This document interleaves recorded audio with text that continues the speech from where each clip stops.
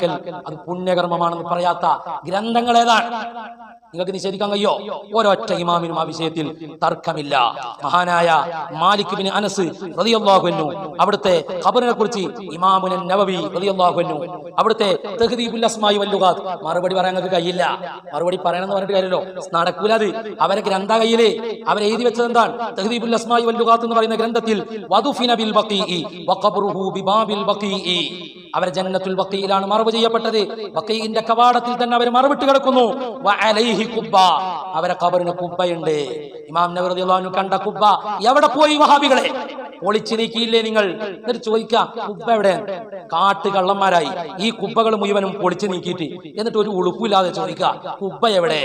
നിങ്ങളെ ഞാൻ കഴിഞ്ഞ വീഡിയോയിൽ പറഞ്ഞതുപോലെ ആ വിഴുങ്ങിയ ഇരുമ്പലക്ക ഉണ്ടല്ലോ, അത് മറക്കാൻ ചുക്ക് വെള്ളം മതിയാവില്ല, അത് മുയച്ച് കാണുന്നുണ്ട്.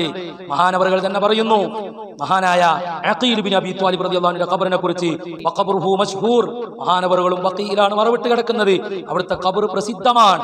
അലൈഹി ഖുബ്ബ, ആ ഖബറിനും ഖുബ്ബയുണ്ട്. ഫീ അവ്വലിൽ ബഖീഇ, ബഖീഇന്റെ കവാടത്തിന്റെ ഭാഗത്ത് തന്നെ കാണാൻ കഴിയും. എവിടെ പോയി അഖീൽ ബിൻ അബീ ത്വാലിബ് റളിയല്ലാഹു അൻഹുവിന്റെ ഖബറിന്റെ ഖുബ്ബ?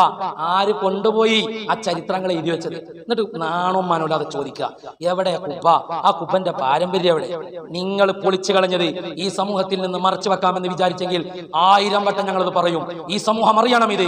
ഈ നിലക്ക് ഖബറിന്റെ ഖുബ്ബകളെ പൊളിച്ചു കളഞ്ഞ് മഹാന്മാരുടെ ഖബറുകളിൽ സംഹാരതാണ്ഡവമാടി ആ ഖബറുകളെ മലീമസമാക്കിയവർ, ഒരു നിലക്കും ആദരവ് കൊടുക്കാതെ മഹത്തുക്കളുടെ ജാറകളെ പൊളിച്ചു കളഞ്ഞവർ, ഇന്ന് സൗദി അറേബ്യയിൽ പോകുന്ന സാധാരണക്കാരെ നമ്മൾ കാണുന്ന ഖുബ്ബ കാണുന്നില്ലല്ലോ എന്ന് പറഞ്ഞ് നിങ്ങൾ ആശയക്കുഴപ്പത്തിലാകണ്ട.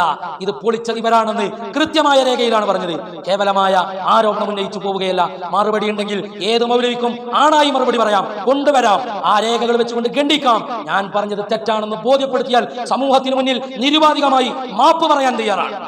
നേരെ മറി തിരിച്ചാണെങ്കിൽ ഈ രേഖകൾ സത്യമാണെന്ന് തെളിഞ്ഞിട്ടുണ്ടെങ്കിൽ ആ രേഖകളെ ഗണ്ണിക്കാൻ സാധിക്കില്ല എന്ന ബോധ്യം നിങ്ങൾക്കുണ്ടായി എന്ന് വന്നാൽ ഈ സമൂഹത്തിന് മുന്നിൽ മാപ്പ് പറയാൻ നിങ്ങൾ തയ്യാറുണ്ടോ?